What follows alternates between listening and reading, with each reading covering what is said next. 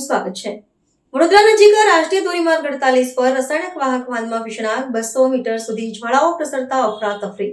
વડોદરા નજીક રાષ્ટ્રીય ધોરીમાર્ગ 48 પર એક રસાયણ વાહક વાહનમાં અચાનક વિકરાળ આગ ફાટી નીકળવાની ગંભીર ઘટના બની છે। વાહનમાં રહેલા જ્વલનશીલ રાસાયણિક પદાર્થોનું ગળતર થવાને કારણે આગ માર્ગ પર આશરે 200 મીટરના અંતર સુધી પ્રસરી ગઈ હતી। મુખ્ય ધોરીમાર્ગ પર આગની ભયાવહ જ્વાળાઓ ફેલાતા વાહન ચાલકોને આસપાસના વિસ્તારોમાં ભારે નાસભાગ તેમજ અફરાતફરીનો માહોલ સર્જાયો હતો। ઘટનાની જાણ થતાં જ વડોદરા અગ્નિશમન દળની ટુકડીઓ તાત્કાલિક ઘટના સ્થળે પહોંચી ગઈ હતી। જવાનોએ સતત 3 કલાક સુધી પાણી અને વિશેષ અગ્નિશામક ફીણનો મારો ચલાવીને ભારે સહેમત બાદ આગ પર સંપૂર્ણ કાબુ મેળવ્યો હતો।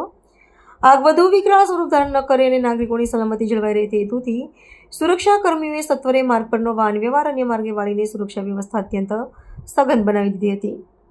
આ સમગ્ર ઘટના અંગે સત્તાવાર માહિતી આપતા અગ્નિશમન અધિકારી નિકુંજ આઝાદે જણાવ્યું હતું કે જ્વલનશીલ રસાયણના કારણે આગ અત્યંત ઝડપથી પ્રસરી રહી હતી, પરંતુ તંત્રની સમય સૂચકતા અને ત્વરિત કામગીરીને પરિણામે એક મોટી જાનહાનિની દુર્ઘટનાને નિવારી શકાય છે।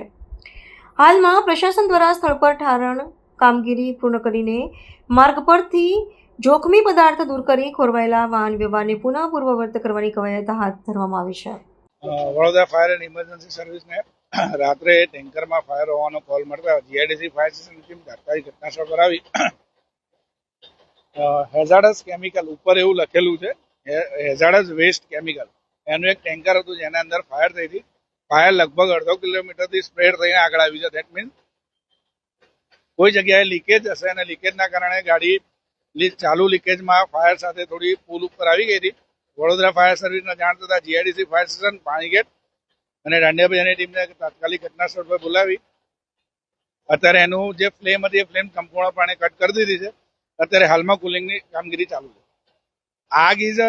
આગ જે છે એ કોઈ પ્રકારનું એક ચોક્કસ નિર્ણય નથી કે ધીમે ધીમે સળગે। અમુક કેમિકલ્સ, અમુક રિએક્ટર્સ જેવા કેમિકલ હેઝાર્ડસ કેમિકલ્સ હોય જે એક્સપ્લોઝિવ બી હોય, હેવી ફ્લેમ પણ હોય, એટલે જીઆઈડીસી ફાયર સ્ટેશનની ટીમ તાત્કાલિક ઘટના સ્થળ પર આવીને આગ ઉપર કાબુ પાડવાની કામગીરી ચાલુ કરી દીધી હતી।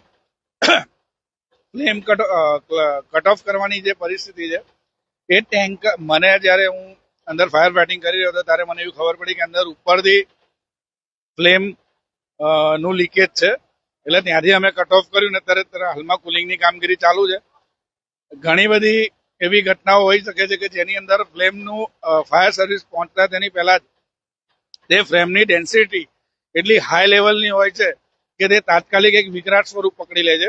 અત્યારે આપણે સ્થળ ઉપર આવીને કોઈ પણ પ્રકારની જાનહાનિ નથી થઈ। તેના ડ્રાઈવર, તેના કો ડ્રાઈવર અને આજુબાજુના જે પણ વ્યક્તિઓ છે તેને ઇઝીલી મૂવ કરી દીધા છે। કોઈ પ્રકારની કોઈ જાનહાનિ નથી અને અત્યારે બધા સેફ છે। આપણે આગ તમે જોઈ શકો છો, આગ આપણે કંટ્રોલ કરી લીધી છે। અત્યારે કુલિંગ કામગીરી ચાલુ છે।